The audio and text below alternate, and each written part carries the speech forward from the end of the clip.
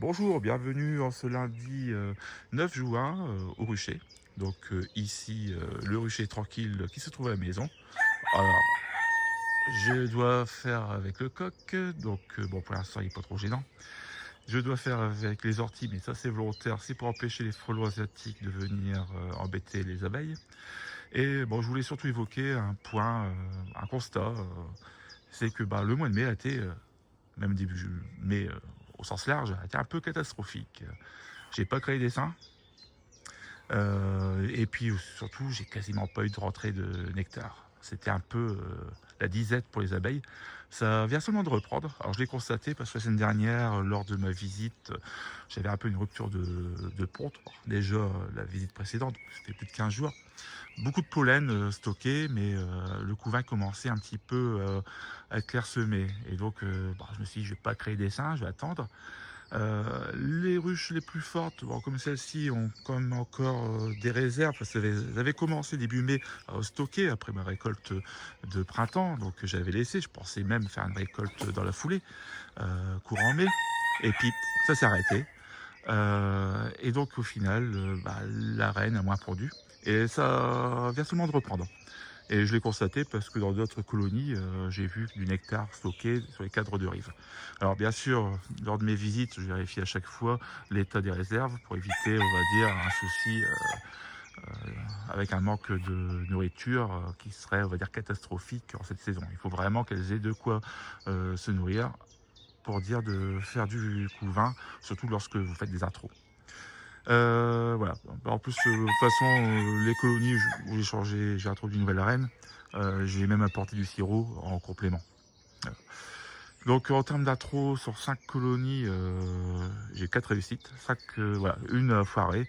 Mais ça, après coup, je me suis rendu compte que j'avais oublié une cile royale sur un cadre de rive. Vous voyez, une cile royale toute pourrie, qui avait dû être faite sur une larve assez vieille.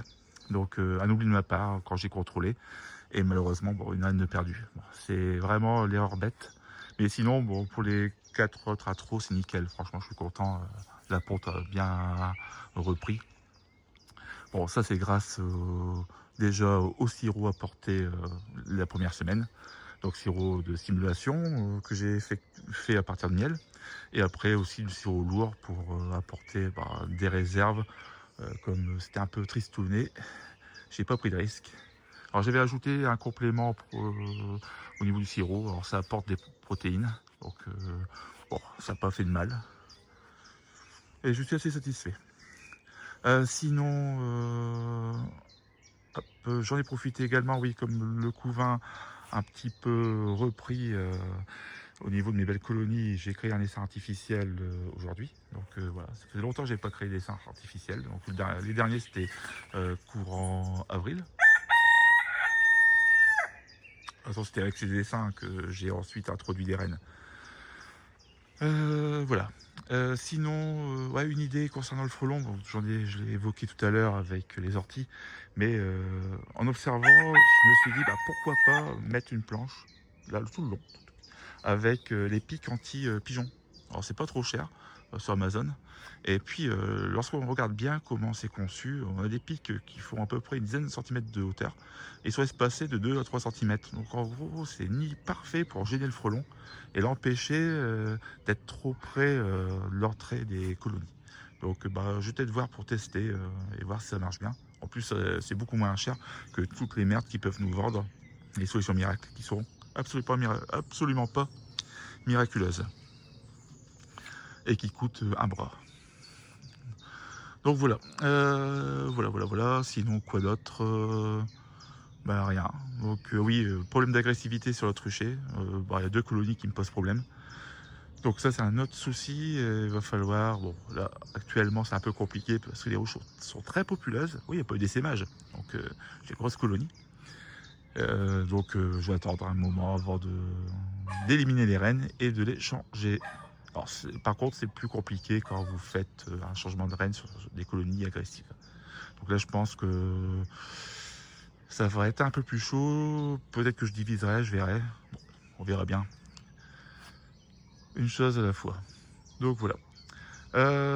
Donc là, actuellement, si on revient au niveau des miellets, Euh, Ici, l'acacia était trop loin, 1,5 km, 2 km.